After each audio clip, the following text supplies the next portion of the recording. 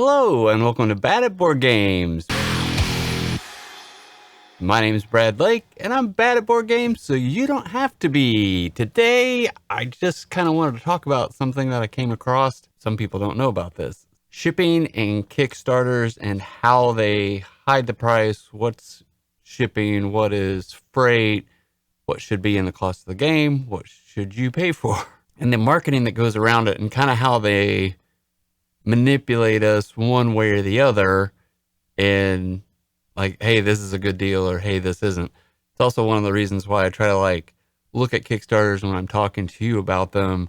What is the total price with shipping? Because all that matters. So you got to look at the price of the game, including shipping. You don't pay shipping when it is at your local game store, but that's also why at your local game store, some of the prices are higher than you can get in other places because they paid the shipping. It's just in the price of the game right there at the shelf. I kind of had an argument with, not an argument. I just stopped. I didn't want to get into too much about it, but there was a Kickstarter designer with a game that just ended, a World War II hidden movement game. I kind of blasted the game ish. The shipping was $25 and the game's only $55. It's almost 50% of the cost. And he was like, shipping's super expensive. And, in my head, it's more about, they're not picking the right people to manufacture and don't have the right shipping lanes. And there's ways that they could get economies of scale to try to reduce that price. They also could have had too big of a box where it doesn't bulk out accurately. But it would be unusual that you're going to do that in a Kickstarter. And looking at shipping costs, there's a couple ways Kickstarters do it. They put the cost in the price of the game to make it look like the shipping's lower. So you don't feel like, oh, the shipping's not going to really, beat me up too much.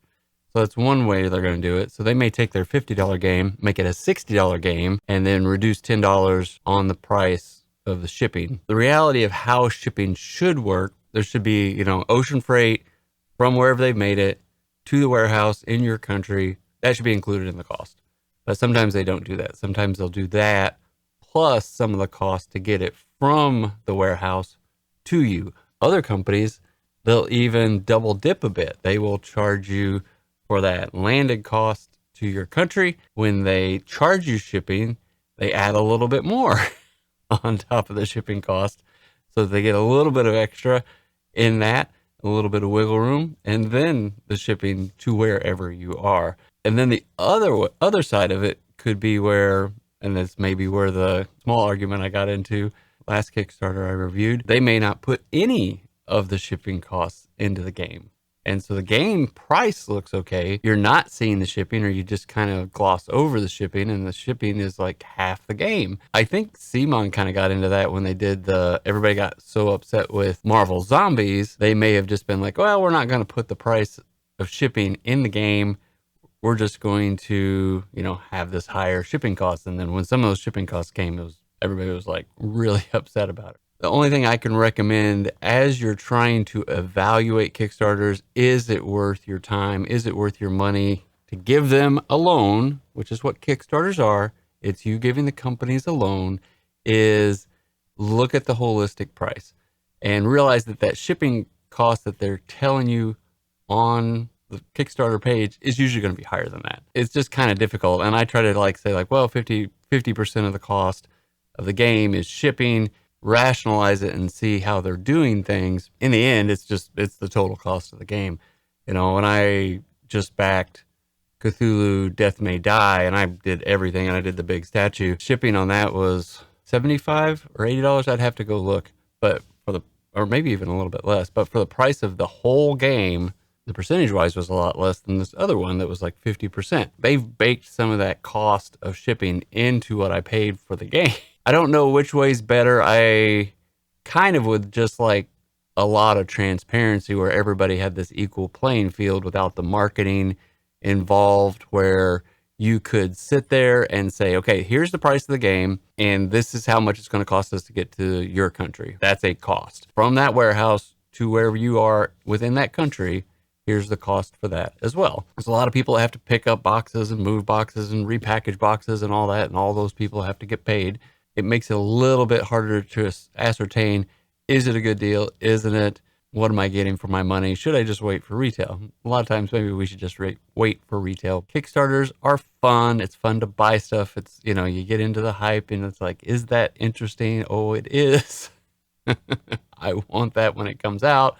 You know, you're thinking that you're going to be the first one to get it when it comes out. That can be, or especially if it's limited quantities and things like that. I just thought I'd talk to you about that and see what you think. Was this helpful as I kind of come up with more ideas like this around Kickstarters or around anything else in business and costs and such? Would you like to hear more about it? Comment down below. You know, I always find it interesting how money gets moved around and how they try to hide things and how they try to market to us and get us on the hype train and all these kinds of things. And I'm susceptible to it, just like everybody else. More so probably. But I find it interesting. I find it worthwhile to maybe let you know if you've never been doing Kickstarters or you're just trying to get into Kickstarters. Some of these things exist and this is how they market to you and how they make you feel like you're getting a good deal. Would you be interested in like Kickstarter 101, things I've learned, things that some basics, 5 tips on Kickstarters if you're new to this? Comment down below. Try to put some of that stuff together and give you what I've learned, but to just kind of be like, buy it and forget it. Hopefully it'll show up. Just remember, no matter how you play, whether you're playing solo, with family, or friends, enjoy whatever you're bringing to the table. Have a great night.